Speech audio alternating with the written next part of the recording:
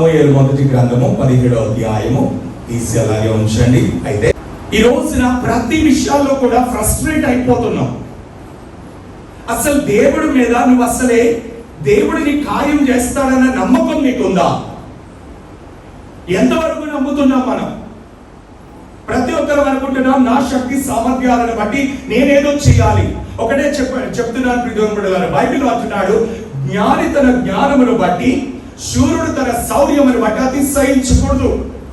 మనం దేవుని బట్టి అతిశయించాలి. ఈ రోజు కొంచెం పేరు సంపాదించబడేది మన జ్ఞానం కాదు, అది మన బలము కాదు, అది మన స్తోమత కాదు, కేవలం దేవుని కృప మాత్రమే. దేవుడిచ్చిన ప్రతి పనిని దేవునికి అప్పగిస్తూ, ప్రభువా ఈ పని నేను చేయలేకపోతున్నాను, నువ్వు నాకు సహాయం చేయి. ఒకటే చెప్తున్నాను ప్రియమైనలారా, లోకములో మనకంటూ బంధువులు అనే వాళ్ళు చాలా మంది ఉంటారు, స్నేహితులు అనే వాళ్ళు చాలా మంది ఉంటారు, నా బిడ్డలు నా వాళ్ళు అనబడేటటువంటి వాళ్ళు చాలా మంది ఉంటారు. ఎప్పుడైనా ఏదైనా హృదయ భారం వస్తే ఎవ్వరూ మన భారాన్ని పంచుకోరండి. ఎందుకంటే ప్రసంగి గ్రంథంలో దేవుడు సొలొమోను భక్తుడి ద్వారా ఏమంటున్నాడంటే, ఎవరి భారము వారు మోసుకోవాలి అనంది. కానీ దేవుడు యేసు ప్రభు ప్రతి మనిషి అంటున్నాడు, ఎవరి భారం వాళ్ళు మోయండి, ఎవరు బతుకోవాలి బతకండి అని దైవ సేవకులుగా ప్రవక్తలుగా ఉన్నటువంటి అందరూ చెప్పారు. కానీ యేసు ప్రభు అంటున్నాడు, నీ భారము నా మీద మోపు అంటున్నాడు. హల్లెలూయా. నీ హృదయంలో ఏ భారం అయితే ఉన్నదో, విధుడు ఈ రోజున క్రైస్తవ జీవితాలలో యుద్ధం, ఆత్మీయ యుద్ధం చేయడం రావట్లేదండి. విశ్వాసం బానే చూపిస్తున్నారు, ప్రార్థనలకు బానే వస్తారు, ప్రార్థనలో బానే ఉంటారు, కానీ నిజమైనటువంటి విశ్వాసంతో వెళ్ళేవాళ్ళు చాలా తక్కువ మంది అయిపోతున్నారు. ఎందుకో చెప్తాను. ఇశ్రాయేలు ప్రజలందరూ యెహోవా దేవుడిని ఆరాధించేవారు. యెహోవా దేవుడిని ఎంతగా ఆరాధించేవారంటే ఇంకా ఆయన లేకపోతే వీళ్ళకి పని అయ్యేది కాదు, అంత గొప్పగా ఆరాధించేవారు. ఇలాంటి సమయంలో ఆహాబు భార్య అయినటువంటి యెజెబెలు అనే రాణి విగ్రహారాధన తీసుకొచ్చింది. విగ్రహారాధన ఎలా తీసుకొచ్చిందంటే, యెహోవా దేవుడిని ప్రక్కన పెట్టి బయలు దేవతను పూజించేటట్టు చేసింది. ఈ రోజున సంఘాలలో కూడా వాక్యం మీద కాకుండా రకరకాల ఆకారాల మీద, రకరకాల సాంప్రదాయాల మీద, రకరకాల రిచువల్స్ మీద, ఆచారబద్ధం, సాంప్రదాయం, ఇలాంటి వాటి మీదకి వెళ్ళిపోతుంది. ప్రియదేవుడా, దేవుడు అంటున్నాడు, ఆత్మతో నువ్వు కనెక్ట్ అవ్వాలి. నువ్వు నిజంగా యథార్థమైనటువంటి హృదయం కలిగిన బిడ్డవైతే నీ దేవుడు నీతోనే మాట్లాడతాడు. దేవుడు మాట్లాడకుండా ఉండడానికి ఆయన మోగవాడు కాదు. చాలా మంది అంటూ ఉంటారు, ఆ దేవుడు మాట్లాడతాడా? Why not? ఎందుకు మాట్లాడ్డా? ఆయన యేసుక్రీస్తు నిన్న నేడు నిరంతరము, గట్టిగా చెప్పాలి, ఏకరీతిగా ఉన్నాడు. అలనాడు పాత నిబంధన గ్రంథంలో ప్రవక్తల ద్వారా మాట్లాడాడు, క్రొత్త నిబంధన గ్రంథంలో యేసు ప్రభు ద్వారా మాట్లాడారు.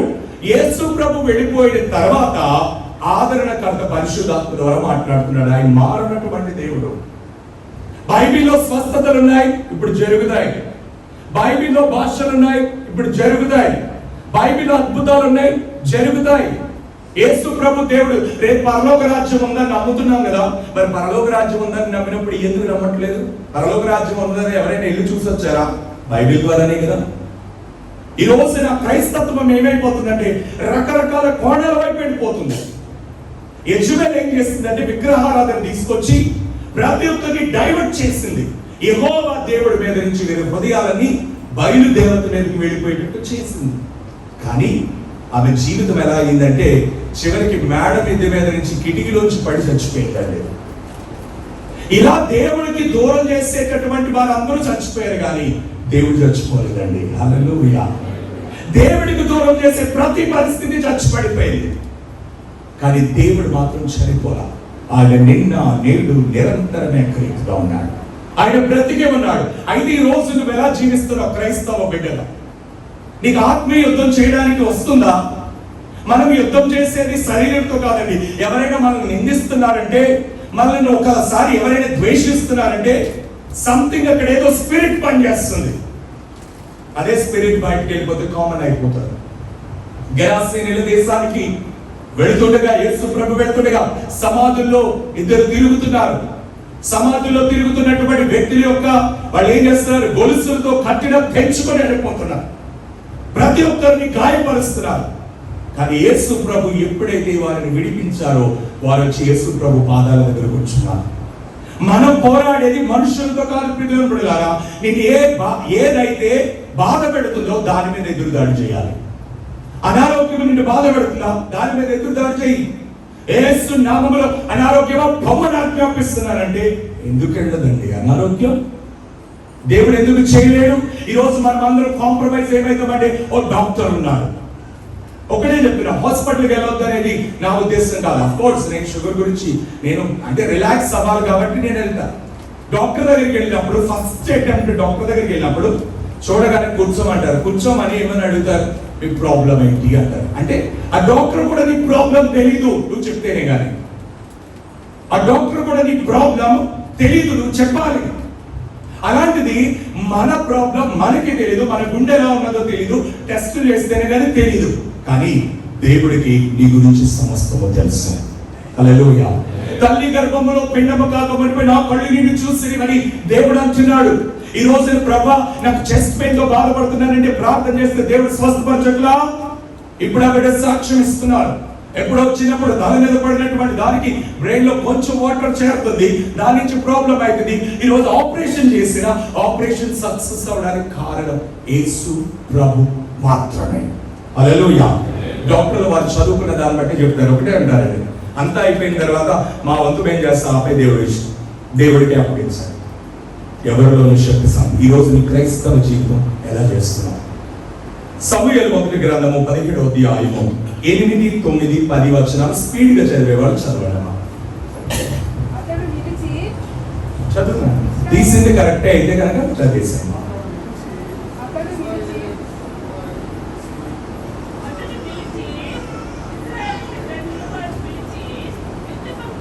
యుద్ధమంతులు తీర్చుటకై మీరెందుకు బయలుదేరి వచ్చింది? నేను ఫిలిష్తీయుడను కానా? మీరు సౌలు దాసులు కారా? మీ పక్షముగా ఒకరిని ఏర్పరచుకొని. అందరూ బైబిల్ తీసింది కరెక్టేనండి. నా బైబిలే అలా ఉందా? మీ బైబిల్స్ తీసింది కరెక్టేగా, మరి చదవట్లేదు. ఎవ్రీబడి అందరూ చదవచ్చు బైబిల్. ఓకే. అతడు నాతో పోట్లాడి నన్ను చంపగలిగిన ఎడల మేము మీకు దాసులు మగదము, నేనతని జయించి చంపిన ఎడల మీరు మాకు దాసులై మాకు దాస్యము. ఒక్క నిమిషం అక్కడ ఆగుదాం. గొలియాతు 9 feet అంటాడు మన భాషలో. 6 అడుగుల ఆచార బాగుడు అని ఉంది, 6 అడుగులు అని ఉంది. కానీ అక్కడ చూస్తే కరెక్ట్ మెజర్ వచ్చేసరికి 9 feet. ఈ గొలియాతు ఎవరు జనరేషన్ అంటే ఆది కాండములోనికి వెళితే దేవుని కుమారులు నరుల కుమార్తెలను వివాహం చేసుకున్నారు అని ఉంటది. దేవుని కుమారులు అంటే చాలా మంది అనుకుంటారు ఎవరో దేవుని బిడ్డలు అనుకుంటారు. కాదు, పడిపోయినటువంటి దేవదూతలను దేవుని కుమారులు అన్నారు. దేవుని కుమారులు పరలోకంలో ఉన్న దేవదూతల వివాహాలు చేసుకోవాలి. పరలోకములో వివాహం అనేది లేదు, ఇది క్లియర్ కట్, గుర్తు పెట్టేసుకోండి. అయితే ఈ దేవుని కుమారులని రాయబడినది మోషే రాస్తాడు కాబట్టి 5 కాండాలు. దేవుని కుమారులు అంటే పడిపోయిన దేవదూతలు భూమి మీద పడిపోయారు. దేవుని వ్యతిరేకించిన లూసిఫర్ తన తోటి వారు అందరూ భూమి మీద పడిపోతే వీళ్ళు ఏం చేశారంటే దేవదూతల ఆత్మరూపములు. అర్థమవుతుంది కదండి? దేవదూతలు ఎవరు? ఆత్మరూపములు. ప్రతి ఆత్మకి ఒక బాడీ కావాలి. దెయ్యాలు అనేటటువంటివి ఆత్మరూపము. అవి మనుషులోనికి దూరి ఒక శరీరాన్ని ఏర్పాటు చేసుకుంటేనే అవి చేయాల్సిన చెడ్డ పనులని చేయిస్తారు. ప్రతి స్పిరిట్ కి బాడీ కావాలి. అవి ఊరికి ఆత్మరూపంలో తిరగవండి. ఆత్మరూపంలో కళ్ళు తిరిగినా మనం పెద్ద నెగ్లెక్ట్ చేస్తాం, పట్టించుకోం, కనిపించలేదు కాబట్టి. అదే బాడీ ధరించుకుంటే వాడు వచ్చి మనకి ఎంత కీడు కలిగి చేస్తున్నా సరే మనం అటాక్ అయిపోతూ ఉంటాం. అర్థమైంది? ఇలాంటి దేవుని కుమారులుగా పడిపోయినటువంటి దేవదూతలు భూమి మీద పడి నరరూపము దాల్చారు. వీళ్ళు వెళ్ళి నరుల కుమార్తెలు అందంగా ఉన్నారని పెళ్లి చేసుకుంటే వారికి పుట్టిన పిల్లలు నెఫీలీయులు. వీళ్ళు ఎలాంటి వారంటే 9 అడుగుల ఆజానుబాహులు. వీళ్ళు అసలు మామూలు హ్యూమన్ మనకలాగా ఉండరు, చాలా జైంట్స్. ఆ జనరేషన్ లో వాడే గొలియాతు. ఆ గొల్యాతు ఇప్పుడు వచ్చి ఫిలిస్తీన్ల తరపున వచ్చి ఏం మాట్లాడుతున్నాడంటే, మేము గనక మిమ్మల్ని జయిస్తే మీరందరూ మాకు దాసులైపోవాలి, మీలో ఎవడైనా సరే మమ్మల్ని చేస్తే మేము మీకు దాసులైపోతాం. దాస్యము అంటే ఒక కంట్రోలింగ్ పవర్.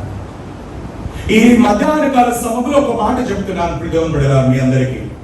మిమ్మల్ని ఏదైనా if you are facing any bad situation, నువ్వేదైనా సరే బాధాకరమైన పరిస్థితి నువ్వు అనుభవిస్తున్నావంటే అది ఖచ్చితంగా నేను కంట్రోల్ చేస్తుంది. గమనించండి.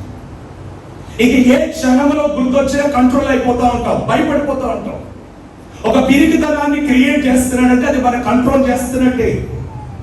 ఇప్పుడు ఒక స్నేక్ అటు వెళ్తుందంటే దాన్ని చూసి భయపడుతున్నామంటే అది దానిలో ఉన్న స్పిరిట్ మనల్ని కంట్రోల్ చేస్తుందని. ఈ రోజు దేవుడు అంటున్నాడు, మీరు భయపడొద్దు. మీరు ఎందుకు భయపడాలి? ఒకటి గమనించండి, ఇక్కడ గొల్యాతు మాట్లాడిన మాట ఏంటంటే, ఎవరు ఇశ్రాయేలు ప్రజలు జయించలేదా అర్థమైపోయింది. ఎందుకంటే సౌలు ఇశ్రాయేలు ప్రజలు దాక్కున్నారు, భయపడిపోతున్నారు. గొల్యాతుని నేను చంపగలమా? చంపలేమో అని భయపడిపోతున్నారు. అలాంటి సమయంలో గొల్యాతుకి అర్థమైన విషయం ఏంటంటే, ఎలాగైనా సరే వీళ్ళు మనకి దాసులు అవ్వాలి. విధుల రోజు మీకు ఒకటి విషయం చెప్తున్నాను, దయచేసి జాగ్రత్తగా ఆలోచించండి. మీరు చేసిన తప్పు మీ పిల్లల్ని ఎఫెక్ట్ చేస్తుంది. ఎందుకంటే అక్కడ యుద్ధానికి వచ్చింది యుద్ధ వీరులు మాత్రమే. గొల్యాతు యుద్ధ వీరులను చంపితే ఏళ్లతో పోదు, వాళ్ళ ఇంటి దగ్గర ఉన్నటువంటి భార్యలు పిల్లలు కూడా ఎఫెక్ట్ అయిపోతున్నారు. ఈరోజు బోర్డర్స్ లో చాలా మంది యుద్ధాలు చేస్తున్నారు, చాలా మంది కాల్పులు జరిగినప్పుడు చచ్చిపోతున్నారు. వాళ్ళు చచ్చిపోయినప్పుడు ఆ ఎఫెక్ట్ ఎలా ఉంటుందో తెలుసా? ఫ్యామిలీకి చుట్టుకుంటుంది అది. ఈ రోజున ఈ గొల్యాతు కూడా అంటున్నాడు, మీరెవరైనా నన్ను జయిస్తే మేమందరం మీకు దాసులైపోతాం. మీరెవరు జయించలేరు కాబట్టి మేము మిమ్మల్ని అధికారం తీసుకుంటాం. ఈ రోజు ఒకటి చెప్తున్నాను, పాపము చేయు ప్రతి వాడు పాపమునకు దాసుడు. పాపము చేయు ప్రతివాడు పాపమునకు దాసుడు. నువ్వు ఎవరి కంట్రోల్లో ఉన్నావు? నువ్వు చేసినటువంటి తప్పు, నేను చేసిన తప్పు రేపటి రోజున మన పిల్లల్ని ఎఫెక్ట్ చేస్తుంది. వాళ్ళకి తెలియదు, పాపం వాళ్ళకి ఏమీ తెలియదు. ఈ రోజు నేను ఒక సాక్షిగా చెప్తున్నాను ప్రియమైన బిడ్డలారా, ఒకనొక సమయంలో నేను ఒక మంచి ఫ్యామిలీ నుంచి వచ్చినటువంటి బిడ్డది, ఒక మంచి ఫ్యామిలీ, మిషనరీ ఫ్యామిలీ నుంచి వచ్చినవాడిని. చాలా దేవుడి కృపను బట్టి వెనకాల బ్యాక్గ్రౌండ్ చాలా ఉంది. కానీ నేను 10 రూపీస్ కూడా లేకుండా ఇచ్చిన రోజులు నాకు ఉన్నాయండి. 10 రూపాయలు కూడా లేకుండా. అందరూ వదిలేస్తున్నాడే, అందరూ తిరస్కరించడం. ఎందుకో తెలుసా? నన్ను బతికించిన దేవుడే నాకు కావాలన్నాను కాబట్టి అందరూ వదిలేస్తున్నాడే. ఏది అడిగినా సరే నీకు దేవుడే చేస్తారుగా, ఆయన అడుక్కో. ఇదే మాట, అదే నా జీవితానికి. ఆ టైంలో నా కూతురు 10 నెలలు, నా కొడుకు 1 సంవత్సరం. ఆ టైమ్స్ లో వాళ్ళకి బట్టలు కొనడం కూడా నాకు చేతవల, లేక ఎవరో బట్టలు ఏమి ఉండేది కాదు. అలాంటి పరిస్థితిలో 100 రూపాయలు ఎవరైనా స్కూల్లో ఫీజు కడితే అది 1,00,000 రూపాయలతో సమానం. నాకు అలా మెయింటైన్ చేశాను. ఆ టైమ్స్ లో ఎవరిని అడిగినా ఎవరు ఏం చేయాలని అర్థమైపోయి నేను ఒకటే చేశాను, మోకాళ్ళ జీవితం ప్రారంభించాను. దేవుని ఒకటే అడిగా, ప్రభువా నువ్వు నిజంగా నన్ను బ్రతికించడమైతే నువ్వు నన్ను లేవనెత్తు అన్నాను. ఈ రోజున నా బిడ్డలకే కాదు అనేక మందికి, ఈ రోజున మా ఇంట్లోకి 50 మంది వచ్చిన ఆన్ ది స్పాట్ భోజనం పెట్టే కృపనిచ్చాడు దేవుడి స్తోత్రం. హల్లెలూయా. నువ్వు దేనినైనా ఎదుర్కోగలగాలి. ఒకవేళ నువ్వు చేసిన తప్పుని దేవుడి దగ్గర ఒప్పుకో, లేదంటే నీ పిల్లలు ఎఫెక్ట్ అయిపోతారు, లేదంటే నీ పిల్లలు ప్రాబ్లం వేసేస్తారు. వాళ్ళకి ఏం తెలుసు అండి? వాళ్ళకి ఏం పాపం తెలుసు? వాళ్ళు పుట్టిన తర్వాత డాడీ మమ్మీ అని చెప్తే మన చుట్టూరే తిరుగుతూ ఉంటారు. నువ్వు ఒక చాక్లెట్ తీసుకొస్తే ఆ చాక్లెట్ కోసమే daddy daddy daddy, mummy mummy mummy అని తిరుగుతూ ఉంటారు. వాళ్ళకి ఏం తెలుసు అండి? కానీ నువ్వు చేసిన తప్పు వాళ్ళని ఎఫెక్ట్ చేయబోతుంది. ఈ గొల్యాతు యుద్ధం చేస్తున్నప్పుడు, అమ్మ దయచేసి ఇటువైపు చూడండి అందరూ, గొల్యాతు యుద్ధం చేస్తా అంటున్నాడు. వాడు చాలా తెలివిగా ఒక మాట మాట్లాడుతున్నాడు, మీరెవరైనా సరే మమ్మల్ని నెగ్గితే కనుక మేమందరం మీకు దాసులైతాం, నన్ను ఓడించలేదు కాబట్టి మీరందరూ మాకు కంట్రోల్ అయిపోవాలి. పాప అప్పుడున్న యుద్ధంలో ఉన్నటువంటి వాళ్ళే కాదు, ఇంటి దగ్గర ఫ్యామిలీస్ కూడా ఈ రోజు నువ్వు చేస్తున్న పాపం ఏం చేస్తుందంటే రేపటి రోజు నీ పిల్లలకి ఎఫెక్ట్ అయితే నమ్ముతున్నాడు. ఒకవేళ అలాంటి పరిస్థితి ఏముంటే కనుక నువ్వు దేవుణ్ణి అడగాలి, ప్రభా నాకు తెలియక చేస్తాను. ఎస్, తెలియక చేస్తాం చాలా దోషాలు, తెలిసి ఎవరు చెయ్యం, తెలియక చేస్తుంటాం. కానీ దానిని కూడా ఒప్పుకోగలగాలి. పరిసైడ్ ఏం ప్రార్థన చేస్తున్నాడంటే ప్రభా నీకు అంత కానికిస్తున్నా, ఇంత కానికిస్తున్నా, అది చేస్తున్నా, ఇది చేస్తున్నా, అది మా సుంకరిలాగా లేను. కానీ తన ప్రార్థన దేవుడు ఆలకించలా. సుంకరైతే ఒకటే అంటున్నాడు, ప్రభా నీ ఆకాశం వైపు చూడడానికి కూడా నేను అర్హుడను కాను, నేను అర్హుడను కానయ్యా. ఎప్పుడైతే తను ఒప్పుకుని దేవునికి అప్పగించుకున్నాడో దేవుడు తన ప్రార్థన ఆలకించాడు. ఈ మధ్యాహ్న కాల సమయంలో దేవుని సేవకుడితో మాట్లాడుతున్నాను. ప్రియదేవుడులారా, నువ్వు ఏదైనా సరే తప్పు చేస్తే ఆ తప్పు నీ ఫ్యామిలీ ఒకటే గమనించడమా. చాలా మంది అంటుంటారు అప్పులు చేస్తారండి, మా నాన్నగారు అప్పులు చేస్తారండి. ఈ రోజున మాకు ఏ పరిస్థితి లేకుండా అయిపోయిందండి అంటే రానున్న జనరేషన్ ఎఫెక్ట్ అయిపోతుందండి. వాళ్ళు బాగానే బ్రతికేస్తారు, అప్పే చేస్తారు, లేకపోతే ఇంకోటే చేస్తారు, వాళ్ళు తినేస్తారు. కానీ తర్వాత ఏమవుతుంది? నేను ఈ రోజు నా పిల్లల విషయాలు అదే ఆలోచిస్తున్నాను. ఈ రోజు ఒకటే చెప్తా, నేను పడ్డ బాధ నా పిల్లలు పడకూడదండి. ఎందుకంటే దేవుడు నన్ను చూసి నాకు పిల్లల్ని ఇచ్చాడు. ఈ బిడ్డ నేను పంపే నా ప్రతి రూపాయలు కాపాడగలరు అని చెప్పి నాకు ఇచ్చాడు. వాళ్ళని చూడాల్సిన బాధ్యత నాది. నేను చేసిన ప్రతి తప్పు వాళ్ళకి తెలియకుండా ఎఫెక్ట్ అయిపోతారు. ఒకనొక టైంలో నా పిల్లలైతే డాడీ అది కావాలి, డాడీ ఇది కావాలంటే నేను నా పిల్లల్ని కంట్రోల్ చేసేవాడిని. అది కాదు నాన్న, అది లేదమ్మా, ఎందుకంటే వాళ్ళకి చెప్పలేని కష్టం. నేను పాస్టర్ గారు మేము కార్చిందల్లా కన్నీరు దేవుడి దగ్గర మాత్రమే. అవర్స్ టుగెదర్ అండి, అవర్స్ టుగెదర్. ఈరోజు మా అబ్బాయి ఇప్పుడు క్లాస్ 9th వెళ్ళాలి, కానీ అప్పుడు డబ్బులు లేక ఒక క్లాస్ లేట్గా జాయిన్ చేయడం వల్ల ఇప్పుడు 8th ఉండిపోయాడు. ఇప్పుడు కూడా అంటాడు, డాడీ నా వాళ్ళు అందరూ 9th ఉన్నారు, నేను 8th ఉన్నానంటే అస్సలు ఫీల్ అవుతున్నాను. దేవుడు ఆ కార్యం చేశాడు. ఈరోజు నా పిల్లలు ఎక్కడికైనా వెళ్ళొచ్చానంటే నేను ఒకటే చెప్తున్నాను, మా పాస్టర్ గారిని గౌరవించడం నేను ఎప్పుడు చేస్తూ ఉంటాను, కానీ గొప్ప చేయడం కాదు. కానీ పాస్టర్ గారు నా కూతురు వర్షిప్ చేసినందుకు కానికిస్తారండి. నా కూతురు పాటలు పాడుతున్నందుకు కానికిస్తున్నారు. అదేం చేస్తుంది తెలుసా? నాకు ఆంటీ ఇచ్చారు, నా డబ్బులు నువ్వు తీసుకోద్దని దాచేస్తుంది. నా డబ్బులు నువ్వు తీసుకోద్దు. ఒకవేళ తీసుకున్నానా మళ్ళా వచ్చే నెలకి ఏం చేస్తుందో తెలుసా? వడ్డీ చేస్తుంది. ఎందుకో తెలుసా? నేను అది ఎందుకు ఎంకరేజ్ చేస్తానంటే నేను పడ్డ బాధ నా పిల్లలు పడకూడదు, వాళ్ళకి జాగ్రత్త రావాలి. నేను అందరూ ఉన్నారు, ఎవరున్నారు? నేను కష్టం వచ్చి కన్నీరు కారుస్తుంటే నీళ్ళు తొడగలేదండి, కానీ యేసయ్య తుడిచాడు. ఈ రోజు నా పిల్లలు ఏది అడిగితే అది కొనగలరు. నేను అబ్రాడ్ వెళ్ళానంటే నా పిల్లల కోసమే ఎన్ని కొనుక్కొస్తాను. ఫోన్లు ఇద్దరికి కొనుక్కొచ్చాను. యాక్చువల్గా వాళ్ళకి ఉండేది ఫోన్లు కొనుక్కొచ్చాను. వాళ్ళు ఒకటే అడిగారు, డాడీకి వెళ్తున్నా ఫోన్లు లేవా? సరే కదా అని ఫోన్లు లేచా. నేను అటు రోజు మా బాబుకి అయితే ఫుల్ డోస్ పడిపోయింది. నేను కరెక్ట్గా పెంచకపోతే నా పిల్లలు తప్పైపోతారండి. నేను ఒకటే అన్నాను, అరే నేను ఊపిరి తీసుకోకుండా ప్రసంగం చేశాను. అక్కడ ఆరాధన, వాక్యము, ప్రార్థనలు చేసి ఒకే రోజు 7 ప్రసంగాలు 7 వర్షిపులు చేశాను. నేను గొంతు దించుకుని చేస్తే అరే నాకు వచ్చిన కానుకతో మీకు ఫోన్లు ఇచ్చానురా, ఆ ఫోన్లు దేవుడికి దూరం చేస్తే వద్దు, ఫోన్లు లేకేసుకుంటాయి అన్నాను.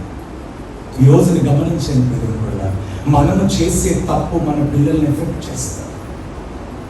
గొలియాతు ఇదే మాట్లాడుతున్నాడు. ఈ రోజు తల్లిదండ్రులందరూ చాలా హ్యాపీగా ఎంజాయ్ చేస్తారు, కానీ పిల్లల భవిష్యత్ ఏంటి? పిల్లల విషయంలో దేవుడి దగ్గరికి తీసుకురాడండి. యవ్వనస్తులేండి, వాళ్ళు ఎక్కడ ఉంటారు? ముందు నువ్వే కంట్రోల్ చేస్తున్నావు. ప్రార్థన కూర్చోబెట్టాలి. గొలియాతు ఇదే మాట్లాడుతున్నాడు. పాపము చేయి ప్రతి వారు పాపములకు దాసు. నువ్వు దేవుడిని కాదని దూరంగా వెళ్ళినా అది నేను ఏలుబడి చేస్తావు, నీతో పోదు. చాలా మంది అంటూ ఉంటారు, బాప్తిసం ఎప్పుడు తీసుకుంటామంటే పెళ్ళయ్యాక తీసుకుంటామండి. ఎవరు చెప్పారు పెళ్ళయ్యాక తీసుకోమని? ఈ రోజు ఈస్టర్కి నా కూతురు కూడా బాప్తిసం తీసుకోబోతుందండి. ఎప్పుడైతే పాపం అనేది తెలుస్తుందో, పాపం చేయకూడదు అన్న ఫీల్ వాళ్ళకి వస్తే వాళ్ళ నీళ్లతో బాప్తిసం ఇవ్వాలి. దాని తర్వాత ఆత్మతో నడిపించాలి వాళ్ళని. ఈ రోజున ప్రతి క్రైస్తవ బిడ్డకి యుద్ధం చేయడం అట్లా భయపడిపోతున్నారు అందరూ. గొలియాతు లాగా సమస్య వచ్చి మన మీద పడుతుంటే, ఓకే గొలియాతు మేము కంట్రోల్ అయిపోతాం, మీ వెనకాల వచ్చేస్తామని చెప్పి సమస్యకు తల ఒప్పుతున్నాము, కానీ దావీదు లాగా నిలబడలేకపోతున్నాం. దావీదు బాలుడే కానీ నిలబడ్డాడు. ప్రజలు గ్రహించండి, ఫస్ట్ గా అథారిటీ సాతానుడు ఏం చేస్తాడంటే మన మీద అధికారము చేస్తాడు. అధికారానికి నువ్వు లోబడ్డావా, నీ కుటుంబం ఎఫెక్ట్ అయిపోతుంది.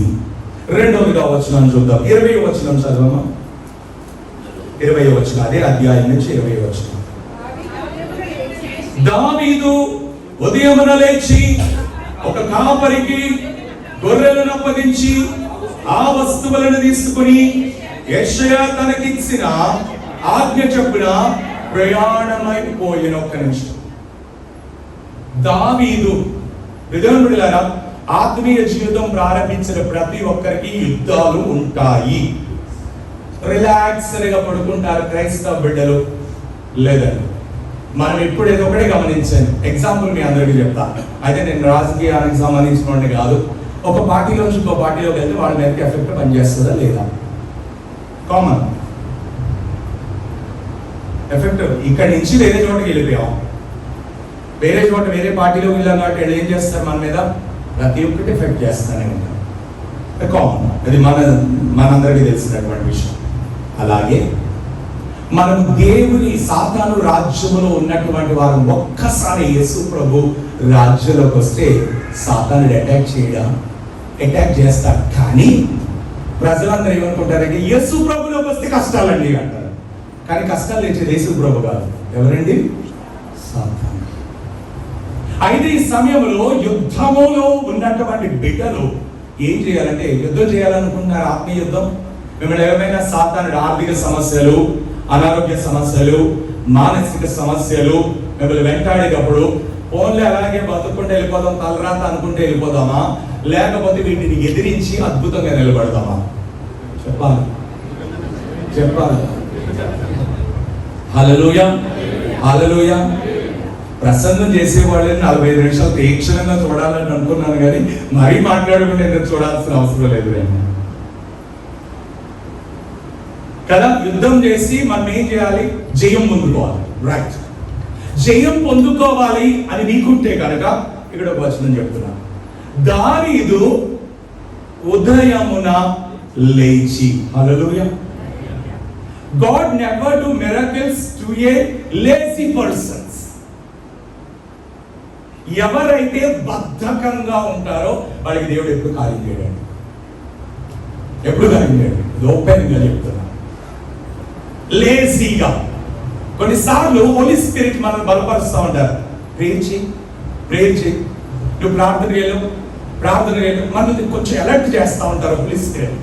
మనం ఏం చేస్తుంది తెలుసా? ఈ బాడీ కంట్రోల్ అయిపోయి నీరసంగా ఉందిగా, వద్దులే ఈ రోజు ప్రార్థన, నీరసంగా ఉందిగా ఈ రోజుకి వెళ్ళొద్దులే, మాస్టర్ గారికి ఏదో వంక చెప్దాం, మాస్టర్ గారికి ఏదో చెప్దాంలే. ప్రజలు గ్రహించండి, దిస్ ఇస్ కంప్లీట్లీ బద్ధకం, లేజీ. దేవుడు ఏళ్ళతో పని చేయించుకోడండి. యుద్ధంలోకి వెళ్ళేటటువంటి వాడు, యుద్ధం చేసేటటువంటి వాడు యాక్టివ్గా ఉంటే యుద్ధం కమాండర్ నడిపిస్తాడా, యాక్టివ్గా లేకపోతే ఇంటికి పంపిస్తాడా? చెప్పండి. యాక్టివ్ ఉంటేనే కదా మన చెప్పేది. హల్లెలూయా. ఇక్కడ దావీదుకి యెషయా వాళ్ళ అన్నయ్యలు యుద్ధంలో ఉన్నారని చెప్పి క్యారేజ్ ఇచ్చి రమ్మన్నారు. ఇతను ఏం చేస్తున్నాడు? నేను గొర్రెలు కాసుకోవాలి, నేను క్యారేజ్ ఎక్కడ పట్టుకెళ్ళను అనలా. తను ఏం చేశాడంటే తన గొర్రెలను అక్కడ వారికి అప్పచెప్పి ఉదయాన్నే లేచి బయలుదేరుతున్నాడు. ఎవరైతే ఉదయాన్నే లేచి నీ కుటుంబం కొరకు నీవు మొర పెడతావో వారి కుటుంబం వర్ధిల్లుతుంది. హల్లెలూయా. వారి కుటుంబం వర్ధిల్లుతుంది. నువ్వు దేవుని సన్నిధిలో ఉదయాన్నే లేచి దేవునికి మొరపెట్టు. అందుకే విలాప వాక్యములు అంటున్నాడు, రేయి మొదటి జామున నీ పసిపిల్లల ప్రాణము కొరకు చేతులెత్తి ప్రార్థన చేయి. పసిపిల్లల ప్రాణం అంటే అబ్బో మా పిల్లలందరూ ఎదిగిపోయారండి, వాళ్ళ పసిపిల్లలు, అది కాదు. ఆత్మీయ స్థితిలో పసితనము, ఆత్మీయ స్థితిలో పసితనముగా ఉన్న ప్రతి ఒక్కరి కొరకు ప్రార్థన చేయాలి. నువ్వు రేయి మొదటి జామున, యోబుకి 10 మంది కొడుకులు కదండి, 10 మంది పిల్లలు కదండి, 7 కొడుకులు 3 కూతురు. అయితే యోబు 7 కొడుకులు 3 కూతుర్లు. తనకున్న ఆస్తి అంతా ఏమైందంటే 200 పెరిగింది. కదా, ఒంటెలు పెరిగిపోయినాయి, గొర్రెలు పెరిగిపోయినాయి, అన్నీ పెరిగినాయి. పిల్లలు ఎందుకు పెరగలేదు? పిల్లలు ఎందుకు పెరగలేదు? 10 మంది ఎందుకున్నారు? ఎప్పుడైనా ఆలోచించారు? చదువుకుంటారు కదా, ఒక్కసారి ఏదైనా అనిపించినప్పుడు అక్కడ ఆగిపోయి స్లేటి అని పరిశుద్ధాత్మ దేవుడు కదా. మనుషులు ఎవరిని అడిగితే ఎవరు సమాధానం చెప్పాడు? బైబిల్ రాసిన పరిశుద్ధాత్మ దేవుడు ఆయన జవాబిస్తాడు. అసలు మీరు చెప్పేస్తారు అసలు ఒకటి చెప్తున్నా, 10 మంది మాత్రమే ఎందుకు వచ్చారంటే, ఆ యోబు తెల్లవారుజామున అరుణోదయమున ఒక్కొక్క బిడ్డ కొరకు దేవునికి ప్రార్థన చేసి బలి అర్పణ చేసేవాడు. అంటే యోబు ఒక్కొక్క బిడ్డకి పరలోకపు కంచె వేశాడు కాబట్టి వీళ్ళ చనిపోయినటువంటి వారు మరల అదే బిడ్డలను దేవుడు పంపించాడు. Hallelujah, hallelujah. Got my point?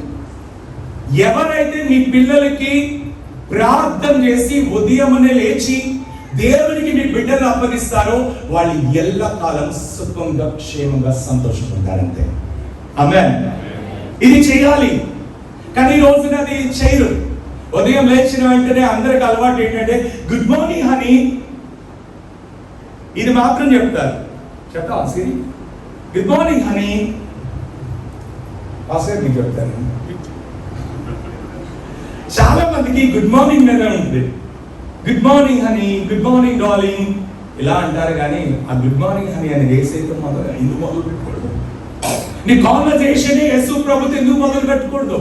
So కొన్నిసార్లు మనం ఉదయం లేచింది మొదలుకొని ఎవరితో మాట్లాడుతున్నాం? ఉదయాన్నే లేచి ఎవరితో మాట్లాడుతున్నాం? యేసు ప్రభుతో మాట్లాడే నువ్వు రోజు ప్రారంభిస్తున్నావా?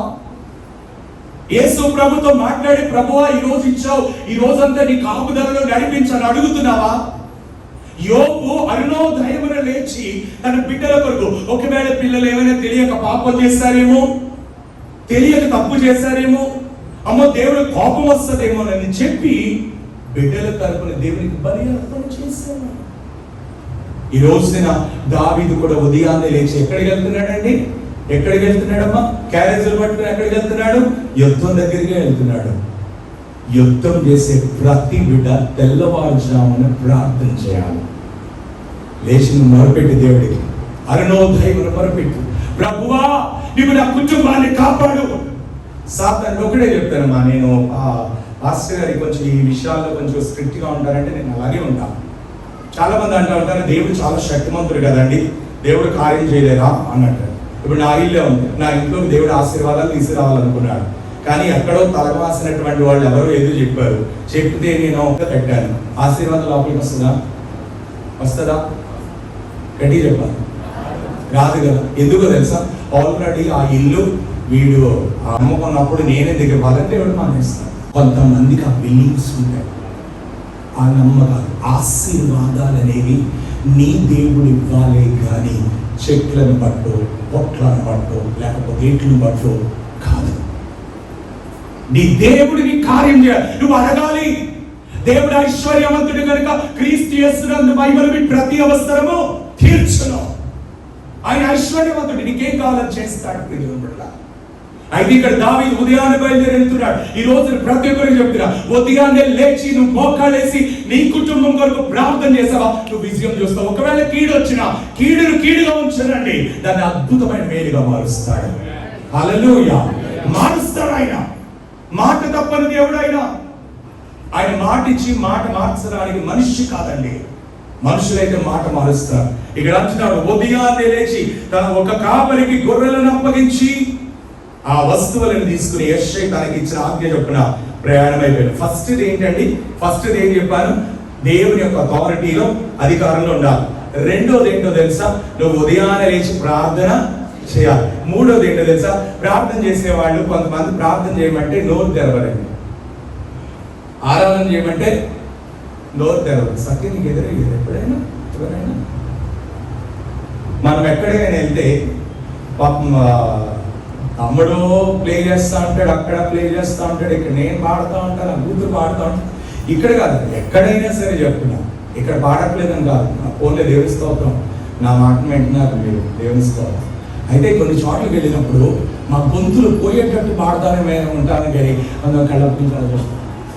మా టాలెంట్ చూడాలి, కళ్ళ గురించి అలా చూస్తూ ఉంటాయి. మాకేం గొంతులు ఆరిపోతూ ఉంటాయి. కొంచెం ఆలయంలో పాడితే ఈ లోపు మంచి నీళ్ళు అవుతామని మా ఆలోచన. యుద్ధం చేసేవాడు సైలెంట్గా ఉండకూడదు. సైలెంట్గా నువ్వు ఆత్మీయ యుద్ధం చేసేవాడు. ప్రార్థన చేయమంటే కొంతమంది ఇంతే, పక్కన వాళ్ళు కూడా పడదు. కొన్నిసార్లు అంటూ ఉంటాను, వెనకాల మా చర్చిలో ప్రార్థన చేయమంటే ఆ స్తోత్రం అది ఒకటే పడుతుంది. లాస్ట్ నాకు ఆమె తెలియట్లేదు, ఆమె అంటారు. కొంతమంది ప్రార్థన చేసినా ఆరాధన చేసినా నువ్వు నోరు తెరవు. సాతాను వచ్చాడు అనుకోండి, వెళ్ళిపో అంటే వెళ్తాడా? ఏమా అలా వెళ్ళమంటే వెళ్తాడా? యేసు నామములో పొందనా జ్ఞాపిస్తాడు. పవర్ఫుల్ గా మాట్లాడు. ఈ 20వ వచనం చివరి లైన్ చూడనమ్మా. వారును వీరును భక్తులుగా తీరి జయమని అరుచుచు యుద్ధమునకు ఏం అరుస్తున్నారండి? గట్టిగా హల్లెలూయా స్తోత్రం చెప్పాలంటే కంగారు, హల్లెలూయా చెప్పాలంటే కంగారు, ప్రతిదానికి అమ్మో పక్కనోడు అసలు దేవుడు ఎట్టినాడో లేదో తెలియదండి. అడిగి పక్కనోడు ప్రార్థన చేస్తారని మారేస్తారండి కొంతమంది. పక్కనోళ్ళు వింటున్నారు, అబ్బో పక్కనోళ్ళు వింటున్నారు కాబట్టి ప్రార్థన చేయకూడదు. నో, అసలు దేవుడు వింటున్నాడు ఆ ప్రార్థన. నీ ప్రార్థన, మన ప్రార్థన ఎవరికి చేస్తున్నాం? మన ప్రార్థన సండే స్కూల్ అయిపోయిందమ్మా, పైన జరిగేది. ఓకే అందరు ఇంటే చూడండి, మీ పిల్లలు వస్తారు, ఆ సండే స్కూల్ టీచర్లు చూసుకుంటారు. దేవుని స్తోత్రం. ప్రజోనులారా చూడండి, ప్రార్థన అనేటటువంటి ప్రతి విషయంలో కూడా అసలైన ప్రార్థన చేసే దేవుడికేనా? దేవుడికైతే పక్కన వాళ్ళు వింటారా? నీకు గొడవ ఎందుకు? పక్కన వాళ్ళు వింటే ప్రాబ్లం అంటే నీ ప్రాబ్లం ఎవరు చెప్పుకుంటున్నావు? దేవుడికి చెప్పుకుంటున్నావు. వెంటనే కలగబోయి నీకు అనవసరమైన అడగదు. కానీ కొంతమంది పక్కన వాళ్ళు వింటారని చెప్పేసి నోరు కూడా తెరవరండి. అసలు దేవుడు వెంటేమో ఎవరు ప్రార్థన చేసినా ఆరాధన చేసినా నోరు తెరిచి హృదయపూర్వకంగా వీళ్ళు జయమని అరుస్తున్నారు. ఎరుకో గోడలన్నీ కూలిపోయాయి కదా. ఎలా కూలిపోయినాయి? 7 రోజులు తిరగాలి. 7వ రోజున ఏం చేస్తున్నారు తెలుసా? మీ గోడ చుట్టూరు తిరుగుతూ అరుస్తున్నారంట. హల్లెలూయా. నువ్వు విజయం పొందుకోవాలంటే సైలెంట్ గా కూర్చొని ప్రభా కార్యం ఇవిగా నీ నిద్రే ఆపసొప్పాలు తప్పే ఉండదు. నువ్వు నిజంగా సమస్యను అధిగమించాలంటే నువ్వు నోరు తెరవాలి. నోరు తెరిచి ఎరుకో పట్టణం చుట్టూ వాళ్ళ గంతులు వేస్తూ గట్టిగా అరుస్తుంటే మిగతా వాళ్ళందరికీ వెర్రితనం అనిపించింది, మిగతా వాళ్ళందరికీ చిరాకు అనిపించింది. ఏంటేళ్ళో మన చుట్టూరు తిరుగుతున్నారు, మన గోడ చుట్టూరు తిరుగుతున్నారని లోపల వాళ్ళు అనుకుంటుండొచ్చు, బయట వాళ్ళు అనుకుంటుండొచ్చు. కానీ ఇది దేవుని యొక్క మహాశక్తి అంతే. హల్లెలూయా. మా చర్చ్ లో కన్నీటి ప్రార్థన ఎక్కువ అండి. నేను అదే నేర్పించాను, ఎందుకంటే నేను నేర్చుకున్నదే నేను వాళ్ళకి నేర్పిస్తాను. అంతకుమించి ఏముంది నా దగ్గర ఏముంది? నేను కన్నీటి ప్రార్థన ద్వారా గొప్ప విజయాలు పొందుకున్నాను. మా సంఘంలో అందరూ కన్నీటి ప్రార్థన చేస్తూ ఉంటారు. కొన్ని సంఘాల వాళ్ళు వచ్చి ఒకసారి ఎవరో మాట్లాడుతూ మా చర్చ్ దగ్గర నుంచి వెళ్ళిపోతూ అన్నారంట, అదేనండి ఎప్పుడు ఏడుస్తూ ఉంటారు ఆ సంఘమేనండి అన్నారు. ఎప్పుడు ఏడుస్తారు? మేము ఎవరి దగ్గర ఏడుస్తాము? మనం ఎవరి దగ్గర ఏడుస్తామని చెప్పడమ్మా. ఎవరి దగ్గర ఏడుస్తూ ఊరుకుంటారా? ఎవరి దగ్గర ఏడిస్తే ఊరుకుంటారా? ఒకవేళ ఎవరైనా కార్యం చేస్తారా? ఎవరి దగ్గర ఏడుస్తున్నాం? ఇంతకీ ఏం లేదు, ఊరికే ఒక నింద వేయాలని. ఒకటే చెప్తున్నా, నువ్వు దేవునితో నడిచావంటే నువ్వు విజయం పొందుకోవాలంటే. నువ్వు పనికిరాని పనిముట్టుగా ఉండడం కుదరదు. లేజీగా ప్రార్థన చేయమంటే ఏం చేస్తాం లేండి, ఆవిడ చేస్తారుగా ప్రార్థన. మీకు ఒకటి వెరైటీ చెప్తానండి. మా ప్రేయర్ రిక్వెస్ట్లు ఉన్నాయి. ఈ 40 రోజులు ఫామ్ ఉంటుంది, 3 రిక్వెస్ట్లు. కొంతమంది ఏం చేస్తారంటే ప్రేయర్ రిక్వెస్ట్లు ఇమ్మంటే లెటర్ రాస్తారు నాకు. అంటే పేజ్ లెటర్లు రాసేస్తారు. ప్రారంభం మొదలుకొని చివరికి ఇంట్లో తమ విధేయుడు అనే వరకు రాసేస్తారు. ఏది ప్రేయర్ చేయాలో అర్థం కాదు. ఆ లెటర్ చదివేసరికి నా టైం అయిపోయింది, అర్థం కాదు. అందుకని చెప్పి నేను ఏం చేశానంటే చర్చ్లో ఫామ్స్ క్రియేట్ చేశాను. వాళ్ళ పేరు, వాళ్ళ ఫోన్ నెంబర్ ఇచ్చి 3 అవసరతలు ఇంపార్టెంట్ మాత్రమే చేయాలని చెప్పేసి అలా ప్రార్థన చేయడం మొదలుపెట్టాం. ప్రతి ఒక్కరి కార్యాలు కూడా ప్రతిరోజు చేస్తుంటే మొదలుపెడుతున్నాం. సంఘం అందరం కలిసి రోజు 3 ప్రేయర్ రిక్వెస్ట్లు ప్రార్థన చేస్తాం. ఈ రోజున దేవుడు ఒక్కొక్కరిని సాక్షిగా ఎవ్వరూ సైలెంట్ గా ప్రార్థన చేయమండి. ఎవ్వరూ సైలెంట్ గా పాస్గా చేస్తారులే. కొంతమంది అయితే అతి తెలుగు గారు ఏం చేస్తారో తెలుసమ్మా, రాసేసి వెళ్ళిపోతారండి. ఏం చేస్తారమ్మా? ఆయన ఏంటండి, ఆయన భారం ఆయన మోస్తుంది, మనకి ఎందుకు వచ్చిందంటే రాసి ఇచ్చారు కదా. అతి తెలుగులో పాస్టర్ గారు ఇక్కడ గురించి కాదండి నేను అదే, మీ తర్వాత ప్రసంగాలు వేరే చోట వెళ్ళినా నడుకోలేదు. భారం అంతా నెత్తి మీద వేసేస్తారు.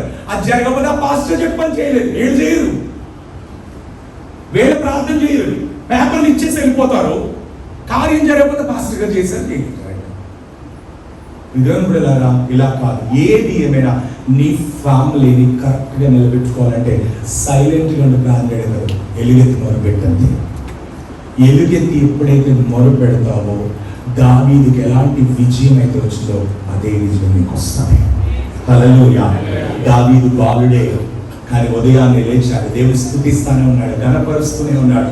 అక్కడికి వచ్చి క్యారేజ్ ఇవ్వడానికి వచ్చిన వ్యక్తి ఒకే మాట అంటున్నాడు, నా గొర్రెల దగ్గరికి సింహం వచ్చింది, ఎలుగుబంటి వచ్చింది, నేను వాటినే చెప్పాను, వీడెంత అన్నాడు. బాలుడు. అలాంటి వ్యక్తి ముందుకు పరిగెడుతుంటే గొలియాతు ఏమంటున్నాడు తెలుసమ్మా? దావీదు అందంగా ఉన్నాడని తెలిసి తన దేవతల పేరట శపిస్తున్నాడంట.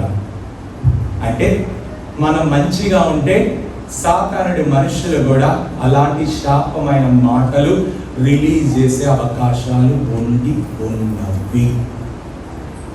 మీరు చదివితే అర్థమైంది. అందరూ మన గురించి చాలా క్షేమంగా ఆలోచిస్తారని అనుకోకండి. ఒక్క సంఘం మాత్రమే ఆలోచించారు. ఎందుకంటే రేపు పరలోక రాజ్యంలో మనతో ఉంటారు కాబట్టి. హల్లెలూయా. నేను నా సంఘాన్ని చాలా ప్రేమిస్తాను. ఎందుకో తెలుసా? ఈరోజు రేపటి రోజున పరలోక రాజ్యంలో మనతో కూర్చునేది మన సంఘాలే, మన సంఘంలో ఉన్న బిడ్డలే. ఇక్కడ ఉన్న వాళ్ళని ఎవరికి రిలేషన్ లేదు, ఎవరికి బంధుత్వం లేదు, జస్ట్ ఎక్కడో తెలుసు. ఇప్పుడు పాస్టర్ గారితోనైనా రిలేషన్ ఎలా కనెక్ట్ అయిందంటే ముందు వాక్యం ద్వారానే, తర్వాత అలాగ కనెక్ట్ అయ్యాం తప్ప. ఇప్పుడు మీకైనా సరే ఆ జోయల్ పాస్టర్ రావడి ఆ సిస్టర్ సాక్ష్యం చెప్తూ ఆత్మీయంగా వాక్యం చెప్తే నేను షాక్ తిన్నా. ఎందుకంటే కొన్ని సంఘాల వాళ్ళు మమ్మల్ని గుర్తుపెట్టుకోరు, ఆయన వచ్చి వాక్యం చెప్పేసి పోతాడులే అండి అనుకుంటారు. మీరు గుర్తించారు, ఇది ఆత్మీయ అనుభవం. రేపు పరలోక రాజ్యంలో మనమే ఉంటాం. నేను చెప్తున్నాను, నీ విజయానికి వెనకాల నిలబడిస్తుంది. అయితే నువ్వు ప్రార్థన పూర్వకంగా ముందుకు వెళ్తుంటే శపించే వాళ్ళు చాలా మంది ఉంటారు. అందుకని ప్రతిరోజు నువ్వు ఏం చేయాలంటే ప్రతి శాపగ్రస్తాన్ని యేసు నామములో క్యాన్సిల్ చేయాలి. ఏం చేయాలమ్మా? క్యాన్సిల్ చేయాలి. ఇప్పుడు పిల్లలు ఎవరైనా వచ్చి ప్రార్థన చేయమన్నప్పుడు ప్రార్థన చేశాక గాడ్ బ్లెస్ యూ నానా అంటాం. గాడ్ బ్లెస్ యూ నానా అంటాం. ఆ గాడ్ బ్లెస్ యూ అన్న మాట వాళ్ళ జీవితంలో పనిచేస్తుందనే కదా అని అర్థం. అవునా కదా? మీరు అందరూ ఆ పిల్లల్ని అంటారు, సిరి అంటాం కదా పిల్లలు, గాడ్ బ్లెస్ యూ. బర్త్డే రోజు కూడా తల మీద చేసి గాడ్ బ్లెస్. అంటే మన మాట కార్యం జరుగుతుందనేగా. అంటే ఇది కార్యం జరుగుతుందంటే సాధారణ మనుషులు నిన్ను శపిస్తారంటే అది కూడా వర్క్ చేస్తుందనేగా. అవునా? అది మాటేగా.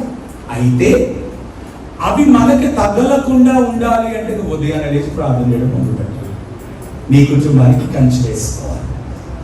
సాతానుడు యెహోవా దేవుడితో ఒకే మాట్లాడుతున్నాడు, నీవు యోగు ఇంటి వారికి యోగు కలిగిన సమస్తం చుట్టూ కంచె వేసాం. నువ్వు ప్రార్థన చేస్తే ఇంటికి కంచె వేయబడతావు. దావీదుని ఎంతగా శపిస్తున్నా సరే దావీదు ఫీల్ అవ్వలేదండి, ఇంకా ఎదురు ముందుకు వెళ్ళాడు. ఒడిస్సాలో తన ఎక్స్పెక్టేషన్ 5 రాళ్ళు, కానీ ఒక రాయితోనే దేవుడు అద్భుతం చేశాడు. హల్లెలూయా. ఈ రోజున నేను ఒకటే చెప్తున్నాను, ఎంత మాత్రమో నిర్లక్ష్యంగా బద్ధకంగా ఉండకండి. విజయం పొందుకోవాలంటే మోకరించి ప్రార్థన చేయండి. దేవుడి మీరు అప్పగించుకోండి, దేవుడు తప్పకుండా అద్భుతం చేస్తాడు. ఒకసారి నేను దేవుడితోనే గడుపుతాను, దేవుడి దగ్గర ఆత్మీయతతో నేను ఖచ్చితంగా చేస్తాను. సాతానుడు నా కుటుంబంలో ఎన్ని శోధనలు తీసుకొచ్చినా వాడిని ఎదుర్కొనేటటువంటి శక్తి దేవుడు నాకు ఇచ్చాడు. ఆయన రక్తం కలిగిన బిడ్డని అన్న తీర్మానం తీసుకుంటే లేచి నిలబడండి, నేను ప్రార్థన చేస్తాను.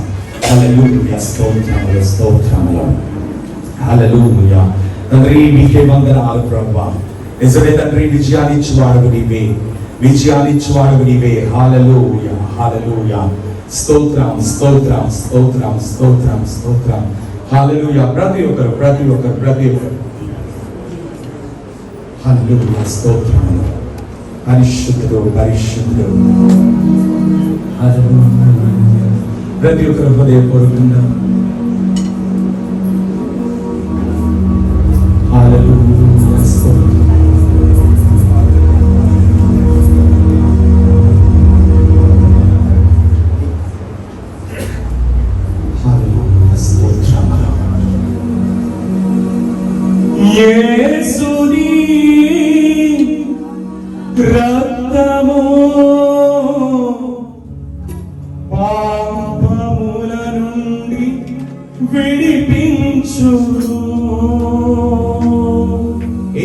రక్తము ప్రతి పాపముల నుండి విడిపిస్తాయి.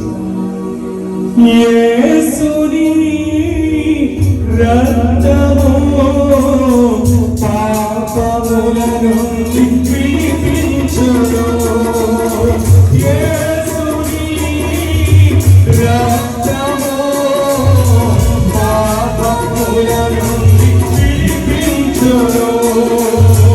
వేయినోళ్ళతో స్తుతించినను, వేయినోళ్ళతో స్తుతించినను, నీచలేమో ఆరుణములో, నీచలేమో ఆరుణములో. ఆనందయాగా ఇది ఆత్మీయంగా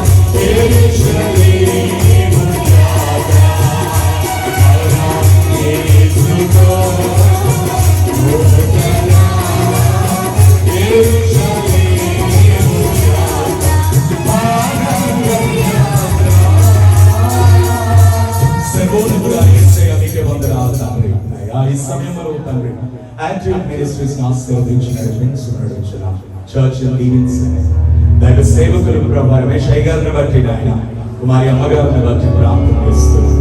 వారి బిడ్డలు ప్రభు తండ్రి